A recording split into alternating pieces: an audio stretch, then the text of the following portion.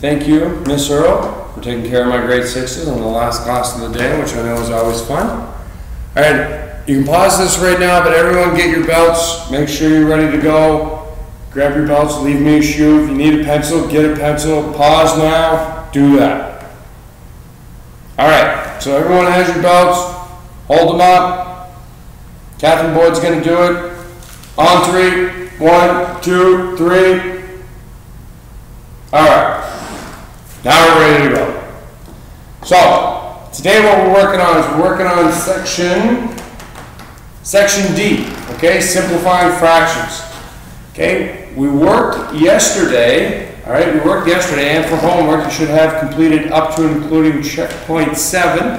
We worked on equal fractions, so we should be able right now to look at a fraction like 1 over 2, and be able to say that if we multiply top and bottom by 2, that equals 2 over 4, and we could keep going, all right? We could say 8 over 16, we multiply top and bottom by 4, all right? And we can keep going, but now what we're doing, and I don't know if you remember from last class, but what we're doing now, and it's still on the board, if you guys look over there, it's still up on the board. Simplifying fractions is when we can only use division. Okay, so we know the two operations we can use are multiplication and division, but we only use division. So let's look at the first example. Okay, first thing we're going to do is section D is when simplifying fractions. Okay, in this form, we have to remember to use bedmax because we have two things that are going on here. All right, first thing we have is we have an operation in the numerator and an operation going on, two operations actually going on in the denominator. So we need to actually solve this, okay? So we need to solve the numerator first, 17 plus 3. What's 17 plus 3? Hopefully someone said 20. Okay, and now we need to solve the denominator. Now, do we do the subtraction first or the multiplication? Hopefully we all said we do the multiplication first. So we have to do 12, subtract, and then we got to do this 2 times 4 first. So it's going to be 8, and now it's 20. That doesn't change.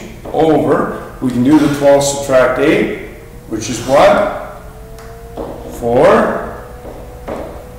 And now, what's 20 divided by 4? Remember this bar. Numerator's on top, denominator's on the bottom. The bar just symbolizes what operation? Division. And what's 20 divided by 4? Well, that's just 5. But if we look at it in terms of this, simplifying fractions, all we did here was we multiplied top and bottom by the greatest common factor of 20 and 4. All right? We multiply top and bottom by the GCF. And if we look at 20, the multiples of 20 are 1, 2, 4, 5, 10, and 20. The multiples of 4 are 1, 2, and 4. They both have 4 in common. We know the only two operations we can do when simplifying or changing fractions to equal fractions is division and multiplication. We multiply top and bottom by 4. And just like we noticed yesterday, what happens when you have a whole number? What is the denominator? Okay? Well, when you have a whole number, the denominator is 1. And if you look here, 4 divided by 4 actually equals 1, but we don't write that. Okay? We're comfortable with writing just 5. Okay? Now, there's only one question, I believe, that deals with questions like this that has operations in both the numerator and the denominator. All right? So if you need to take a couple seconds, if Miss Earl needs to do a couple more examples of this, just so you guys are more comfortable, that's fine. But before she does that, I want to go over the next example. All right? So this is a more basic example, one that's on the board there and one that we've already went over. So if you have 14 over 16, okay, we know equal fractions. We can times that by 2, top and bottom, and go on and on and on forever. But remember, what are the only two operations we can do in making equal fractions? We know multiplication is one of them, but the big one is division, okay? We can only, when we're simplifying fractions, use division, okay? Because simplifying, putting fractions into lowest terms, okay? Key term there is lowest, smallest, all right? So we have to be comfortable with making something smaller, and how you do that is you use this operation right here. So if we had 14 over 16, all right, I know both of those are divisible by what? What are they divisible by? 2. So I'm going to divide. My board's a little off. Divide top and bottom by 2. All right, 14 divided by 2 is 7. My bar, 16 divided by 2 is 8. That's an 8. All right, trust me. And if you look at 7 and 8, all right, 7 and 8, there's no number that you can divide 7 by and 8 by other than 1. And if you divide top and bottom here by 1, you're just going to be left with 7 over 8. So that right there is exactly what we're going for. That is in lowest terms.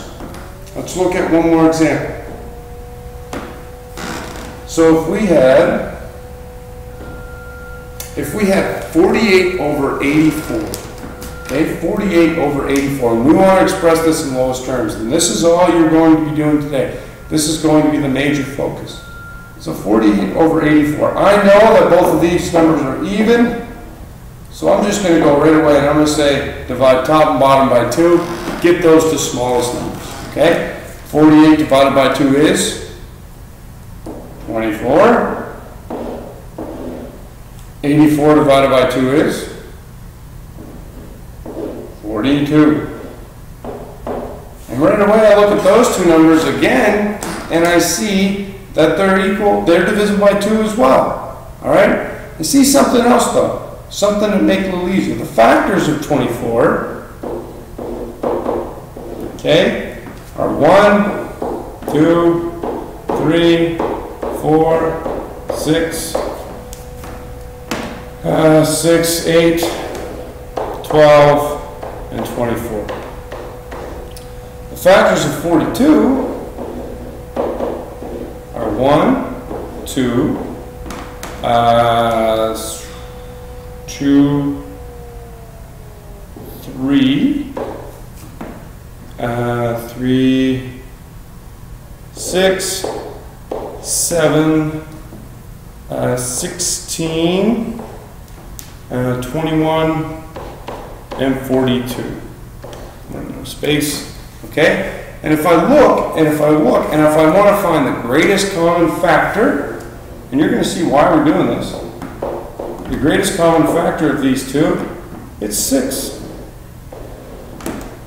So, this is what you do. Now that I have two numbers that it's easy for me to find the factors of, we can just divide top and bottom by the GCF, which is 6.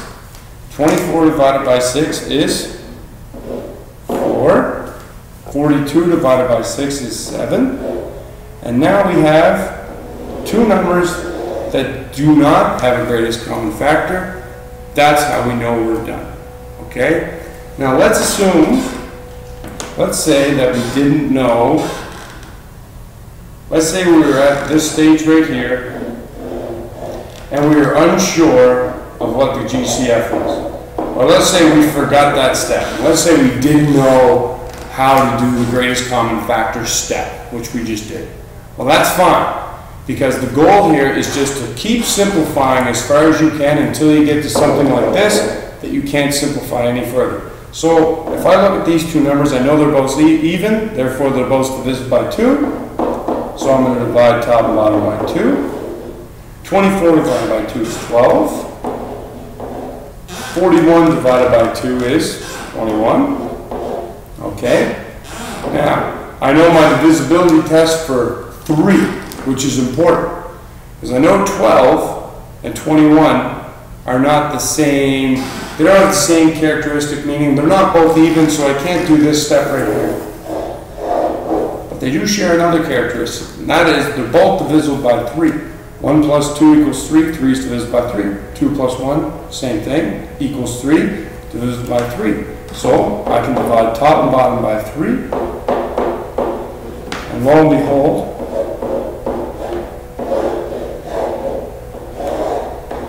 same answer. All right? So the goal here is that we simplify to lowest terms. This step, using the GCF, all right, allows us to skip one step. Okay? If you don't know the GCF step, or if you're not comfortable with it, or if you forget it, that's fine. Because you can always use your divisibility tests and divide top and bottom by the same number as long as they're both divisible. Okay? So if you're more comfortable with doing this right here, that's okay. They're all equal fractions, they're all common fractions, you're doing the same work. But if you do this step, you might have to do, like we had to do, you might have to do an extra step, like this step right here. This was our extra step we did, but in essence, you're getting the same answers in the end. It's really no big deal. All right?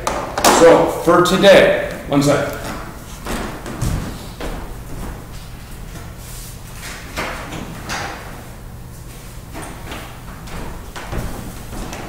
So for today, you're supposed to have completed up to and including checkpoint 7, which is on page 114, numbers 1, 3, 5, 6, 7, and 8. Okay? I want you guys to pair off. Before you start working on today's work, I want you guys to pair off. There might be a group of 3, okay? But I want you to get together and I want you to look at those questions. I want you both to compare those questions that you got for yesterday, because I want to make sure that you guys are getting them correct.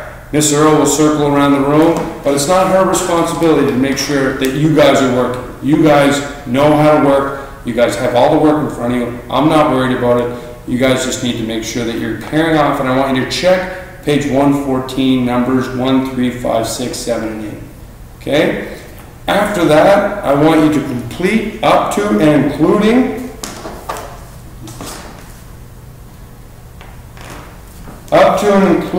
checkpoint 11.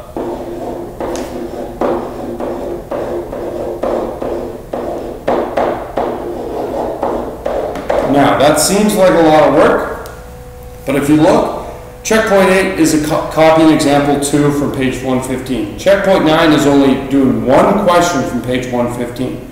Checkpoint 10 is copying example 3. And checkpoint 11 is doing numbers 1, 2, 3, and 4. So if you think about it, I'm only asking you to do 5 textbook questions. All right? Just so you remember, Sam is back. Thank goodness. We have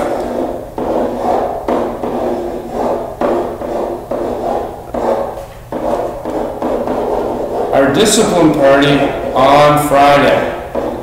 So if you'd like to bring some snacks, if you want me to get some stuff, we gotta bring in like $3 each. I don't mind going out and getting stuff, but you guys gotta let me know what you want. Maybe write me a message on Edmodo. But you might have, I want you to complete up to and including checkpoint 11 for Thursday. I'm not gonna give you any homework on Thursday. You're gonna have no homework on Friday because that's our party. So I need you to make sure that you're getting up to and including checkpoint 11, because if you look at checkpoint 12, what is it? It's our roundhouse number 1, and we're going to be starting that next week. Okay, we're going to get that done next week before we go on Christmas break. And then my goal is we can just rest knowing that we're up to a certain point, ready to come back after Christmas break and get to work. I'm not expecting anyone to do any of this over Christmas break. Okay, so first thing you need to do right now, pair off, check the work from yesterday. Get with your buddy, make sure they're doing it correctly. Second thing you need to do, complete up to and including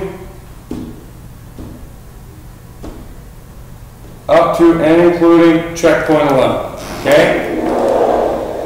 I'll be checking that tomorrow. Okay? Thank you very much. Be nice to Miss Earl, and I'll see you tomorrow. Atticus, make sure you're paying attention. See you later.